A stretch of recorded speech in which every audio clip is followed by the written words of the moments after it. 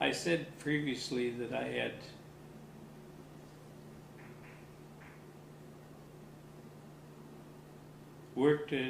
spoken in Congress to the SST program, to the Import-Export Bank program. I also was given permission to leave 751 for a month and put an internship in with Congressman Joe Pritchard. And I worked in the Cannon Building in Washington, D.C. as one of his aides. I was the only Democrat on his staff. They were all Republicans. But what he had me do was write a report on the misuse of the B-1 bomber.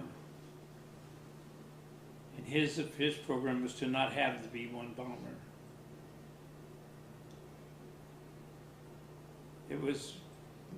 He would more likely have liked to have seen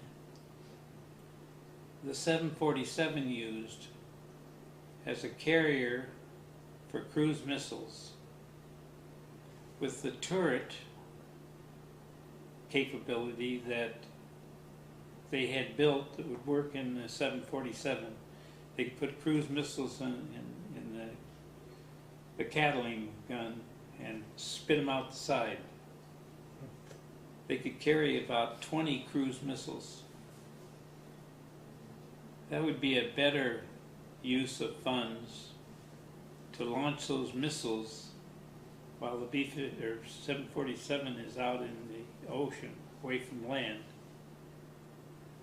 Let the enemy, whoever it is, have 20 rockets flying at them. Than it would be to take a B-1 bomber, which was supposed to take off from the United States, fly supersonically over the Atlantic Ocean, drop down to tree level, take the plane and turn it at Moscow, get back out at tree level, come back at supersonic speed and land in the United States. Well, number one, it couldn't hold enough gas to do that.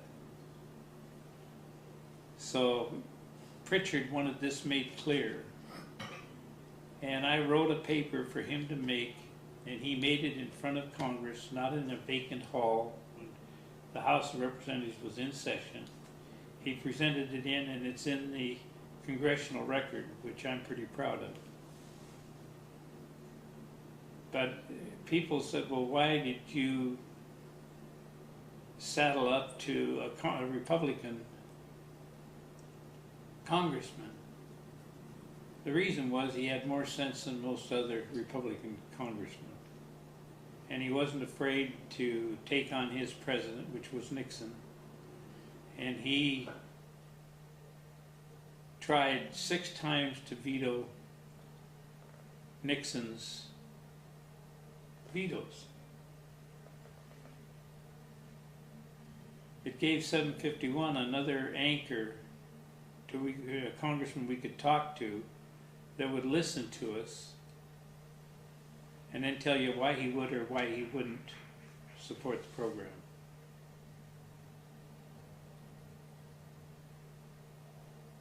There are probably 100 different issues I could give you where 751 was the leader of the parade in negotiations, political activity in the state of Washington.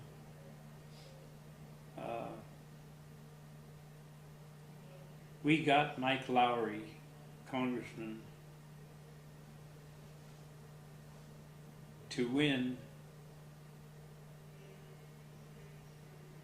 his first run for Congress. The Republican candidate put out a full-page ad in the Times and the PI paper with a picture of a letter I had written him. And that letter was in thank you for voting for us on this issue. I did that to every congressman and state senator. I'd send them a letter that would say, we thank you for that. You may be against us every time, but you were on the right track this time. He used that letter with a nice big border around it and what have you, and said 751 and the state machinists support his candidacy. Well, I called that on Channel 4 television and on Channel 5 and on Channel 7 and on a number of radio stations that his statement was a bald-faced lie. And that letter in no way states anything about supporting his candidacy. We came out with an identical bordered full page the day before the election.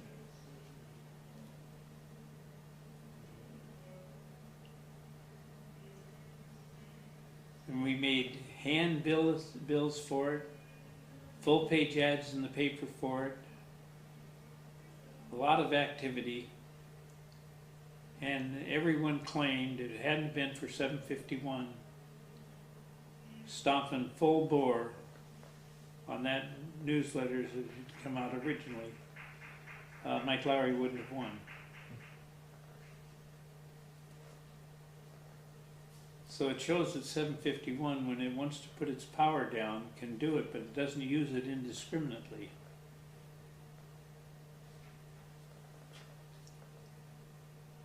Well, after 8 years as Secretary Treasurer, I got an offer from the Grand Lodge to become a Grand Lodge rep.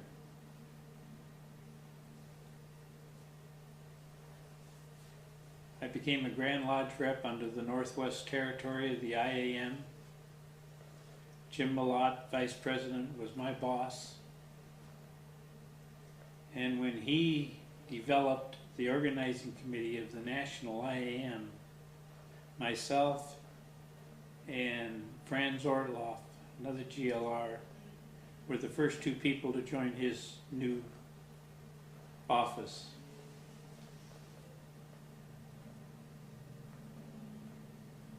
We continued, for some of the things that I worked on, was the Bangor Subbase organization. Both the office employees and the mechanics that worked on the sub itself.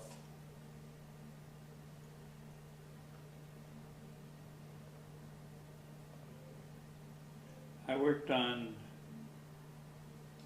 bringing Tooele, Utah back under fold. It had gone down in membership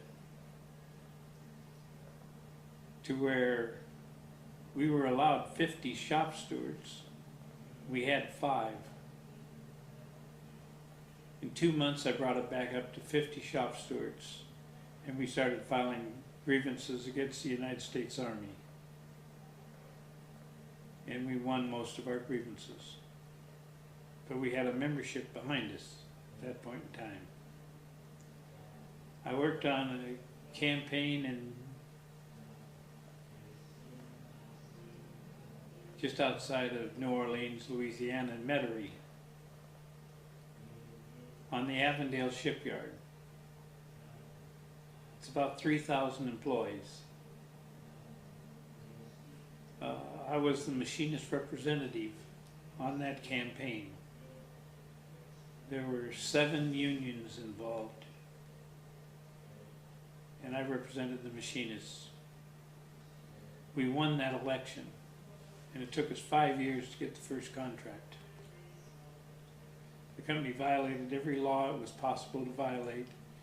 We'd take them on, we'd win it. They'd file something else. We'd take them on and win it. We finally got the contract.